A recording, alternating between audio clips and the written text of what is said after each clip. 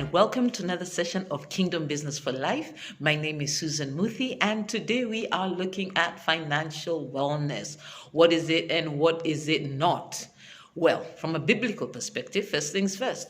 Sorry to bust your bubble. Financial wellness from a biblical perspective is not money. Nope, nope, nope, nope, nope. It is not money. It is actually wealth.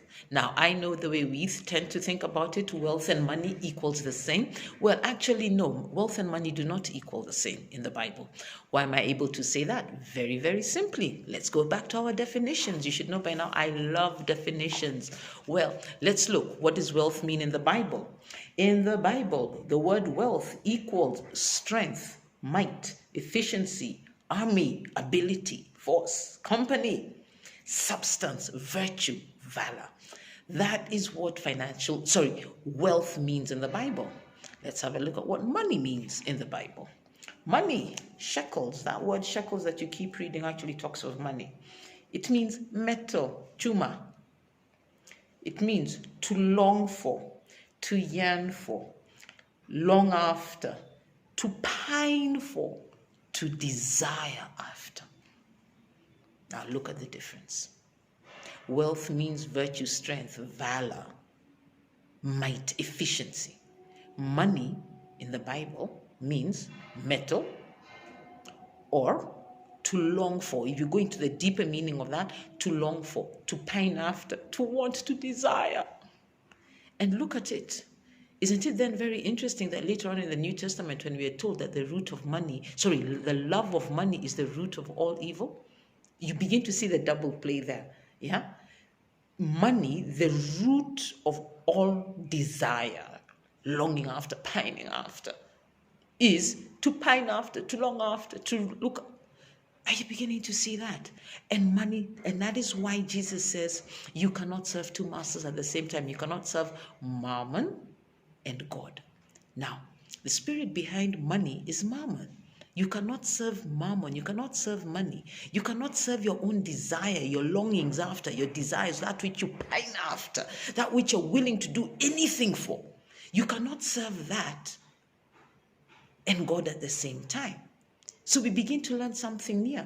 The spirit behind wealth is God, and I can say that categorically because Deuteronomy 8:18 says, and here I read, "But remember the Lord your God, for it is He who gives you the ability to produce wealth, and so confirms His covenant, which He swore to your forefathers as it is today."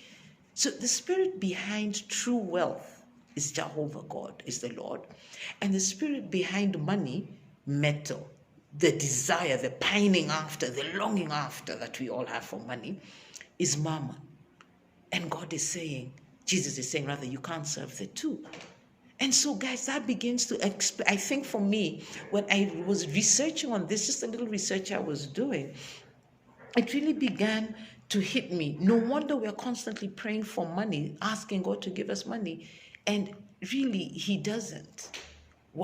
Because that is not what He has promised. That's not His covenant with us.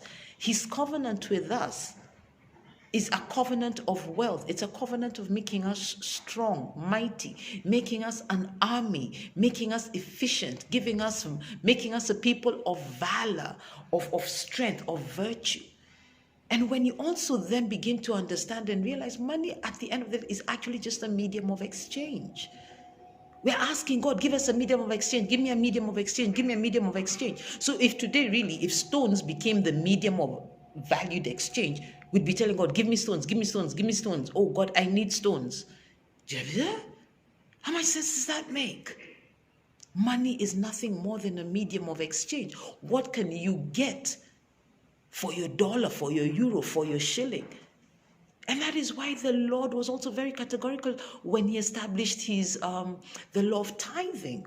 And that's a lot to do with wellness, with wealth, wellness. We say financial wellness. With wealth, wellness. He said, God never asked us, guys, if we go back to our Bible, you'll note, God never asked you for your money. He asked you for your wealth, for your virtue, for what you got out of the ground, for what you produced by the works of your hand. Now I know with the changing of time, it's not possible to take him cows. You can't exactly take him a software program you've written. Yeah, so that's another conversation we'll have for another day. But the point is, let's shift the way we think about it so that we're able to engage God in the way that He has promised to engage us, which is with wealth. God has covenanted with you and I that He will give us the ability to create wealth. So what that begins to say is this: when you develop your wealth, that capacity, that thing which God has given you on the inside of you, if it's your ability to write software programs, to bake, to train, to teach, to do whatever it is you have, that is your wealth that is within you. Because it is something of value, people will come to you and they will give you money. Remember, money is a medium of exchange. They will give you money in return for what you have. Now, when they come to you, I come to you, your wealth is baking. Let me use that as an example. You're a fantastic baker. That's your wealth. That's your efficiency. That's your virtue, your valor. I can't bake to save my life. My virtue, my valor is training, is talking, is life coach development. That's my virtue. So when I come to you as a baker and I give you money in exchange for your strength, for your cake, I now am then able to, you are then able to go and make another exchange. You go to somebody else, you want to buy land. That person's virtue, valor is land. So you take your money and you get, in exchange for your money, you get land. So you begin to see it's a constant medium of exchange. But the cycle does not start with having money. The cycle starts with having wealth. Related but separate. Where does the cycle start? The cycle starts with having wealth. And that is what God has promised to do, to help you develop wealth. So we understand something. A poor person is not poor because they don't have money. A poor person is poor because they don't have wealth. A poor person is poor because they've not developed their wealth, their ability, their strength, their virtue, their might. That's why a person is poor. And I know there are many other reasons why economics, this, bad leadership, yes. All those put aside, all those being constant. I'm talking you and I in terms of understanding a principle over here. And so when we also then begin to start talking about, the great wealth transfer that's going to happen, guys, it's not just going to be somehow, tara, money is just going to fall out of the skies into you. Joseph, the story of Joseph is a fantastic story of what wealth transfer is. And if you look at that, you all know, you should, if you not go and read Genesis, the book of the story of Joseph, when he became basically the prime minister, the second in command after Pharaoh, there was such a famine in the world over. But Egypt's strength was one: food. That was Egypt's strength. And a time came when the famine was so dire the world over at that time. And guys were just coming and bringing their money to a point they even brought themselves and sold themselves into slavery. But what was it that they brought? What was it that they had? It was wealth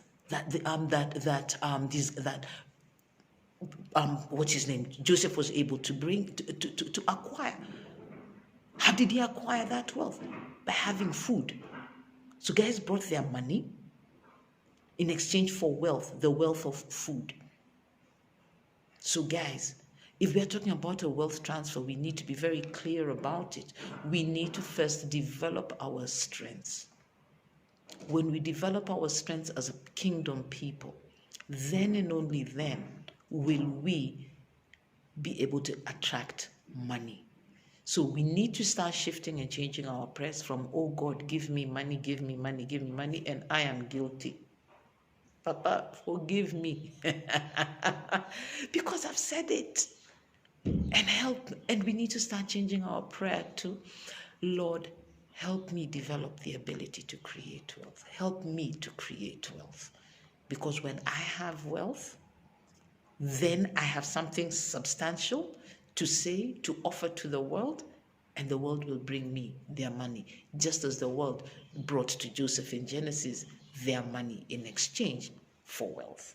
So that is what financial wellness is. And so from today, let's hope that we change how we say and how we think about it. Instead of talking about financial wellness, we need to start talking and calling it wealth wellness. Wealth wellness. Because when you're wealth wise, then the money is going to start flowing. All right. So thanks so much for joining me for this session. Join me for the next session where we are going to be talking about social wellness. Thank you so much. Have yourself a very, very good day.